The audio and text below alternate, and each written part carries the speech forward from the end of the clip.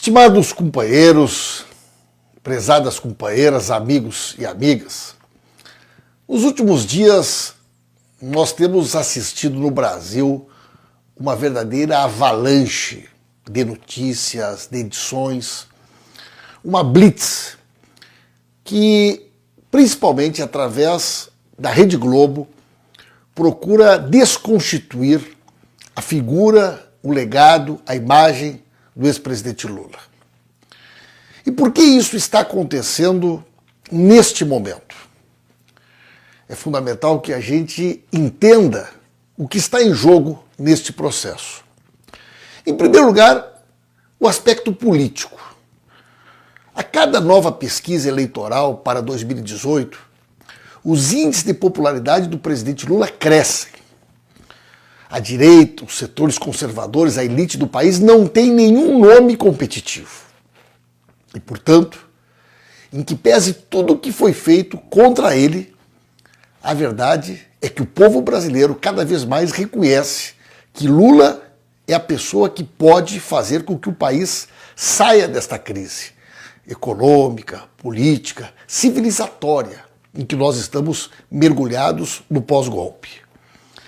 Em segundo lugar, a necessidade da Lava Jato de encontrar uma saída para a sua incapacidade de provar aquilo que as suas teses anunciaram. Após 3 anos de investigações, após a vida do presidente Lula ter sido vasculhada, seu sigilo bancário, telefônico, ter sido invadido, seus familiares, o Instituto Lula, a sua vida revirada de cabeça para baixo, não foi encontrado nada. Absolutamente nenhuma prova que justifique toda esta perseguição. E esta ação da Lava Jato, capitaneada pelo juiz Sérgio Moro e pelos Golden Boys, os garotos de ouro do Ministério Público de Curitiba. E o que ocorre? Agora, no dia 3 de maio, é o depoimento do Lula. Não existem provas. É preciso que se crie na opinião pública um ambiente que possa, inclusive, justificar uma eventual tentativa de condenação sem provas. E como não existem provas, o que a Rede Globo, setores da mídia, do Judiciário e do Ministério Público Federal tentam criar?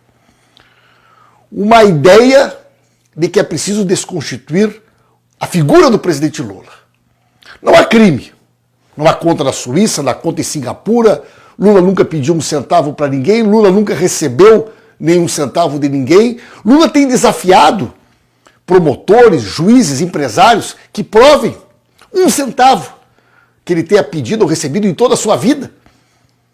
E esse desafio está colocado sem respostas. Procuro, então, constituir uma ideia de que as atitudes de Lula desconstituem a sua figura como o grande líder político que o país precisa. E Lula passa a ser acusado de coisas do tipo: Lula pediu ajuda para seu irmão Frei Chico, que recebia 3 mil reais por mês da Odebrecht. Meus amigos e minhas amigas, o Frei Chico é um sindicalista mais antigo do que o Lula. É maior de idade, tem vida própria. Trabalhava para o Odebrecht antes do Lula ser presidente. Continuou prestando serviço. 3 mil reais, 5 mil reais. Nós estamos falando de uma relação absolutamente legítima, real, entre duas pessoas que o presidente Lula não tem absolutamente nada que ver. O presidente Lula é acusado de, num encontro com um grande empresário, ter falado que o seu filho tinha um projeto de trazer para o Brasil, né, o futebol americano, e que seria importante que esse projeto pudesse ser apresentado para empresários, para ver a viabilidade do interesse em apoiá-lo. Isso é absolutamente legítimo, natural. Qualquer pai faria isso. Mas o Lula não pode?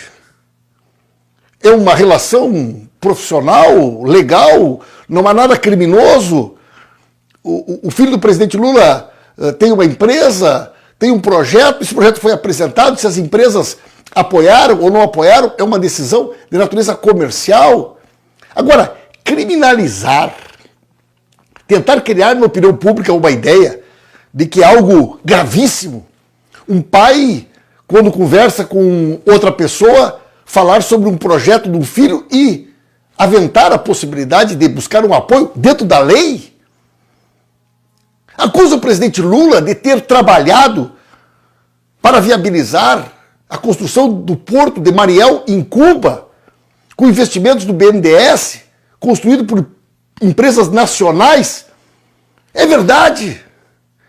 É um porto estratégico para a América do Sul, para a América Latina, especialmente agora, onde as relações entre os Estados Unidos e Cuba se reaproximam.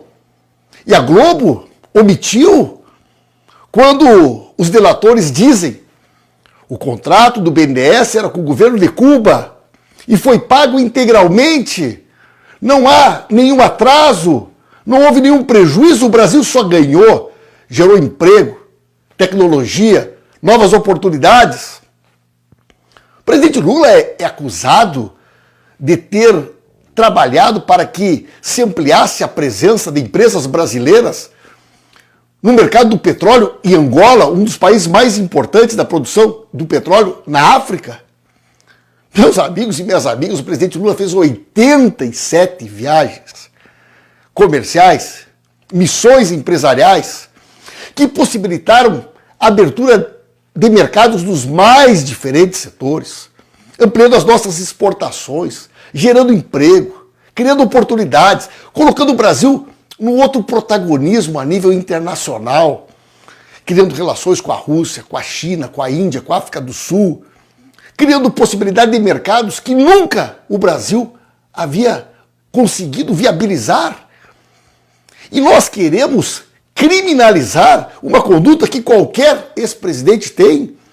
Nos Estados Unidos, na França, na Inglaterra, em qualquer lugar do mundo, os ex-presidentes são espécie de embaixadores que viajam pelo mundo, apresentando suas empresas, suas tecnologias, suas potencialidades. E o Lula não pode? Por que o Lula não pode? Porque o Lula é simples, porque o Lula é humilde, porque o Lula é metalúrgico, porque o Lula é do PT? Meus amigos e minhas amigas, há em toda essa história também uma elevada dose de preconceito. O Lula não cometeu nenhum crime.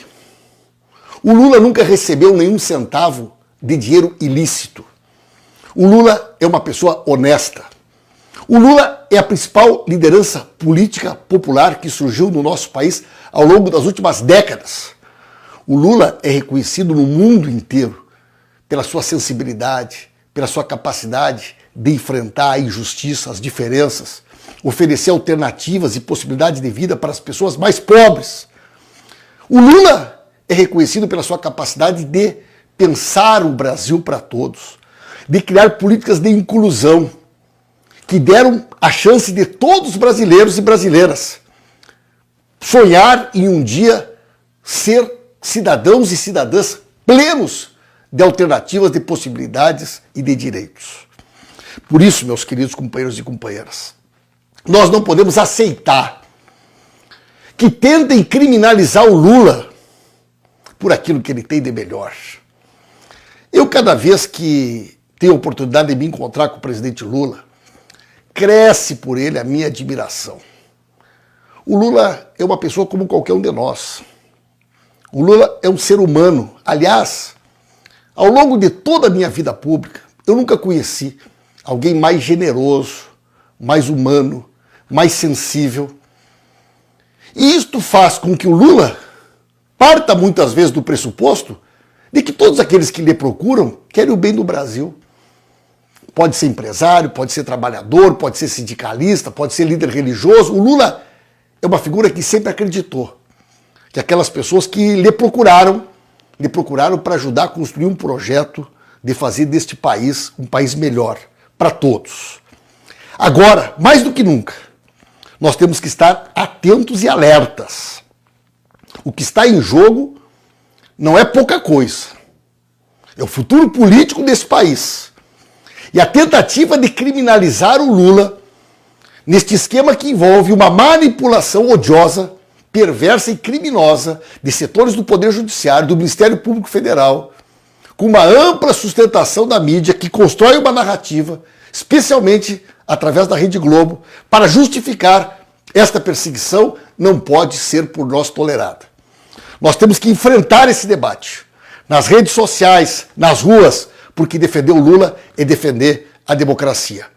Eu tenho convicção que a resistência democrática é o único caminho que nos resta. Este país só vai ter futuro através da democracia. E uma eleição direta, plena, com Lula como candidato. Se quiserem nos derrotar, que nos derrotem na urna. Apresentem os seus projetos. Digam o que vocês defendem. Mas não impeçam o nosso país de olhar para o futuro e de ter na figura do presidente Lula a grande liderança política que pode sim nos conduzir para enfrentar este cenário vergonhoso que estamos mergulhados hoje, graças a este golpe patrocinado e apoiado por muitos desses que hoje estão à frente desta perseguição que sofre o nosso presidente Lula.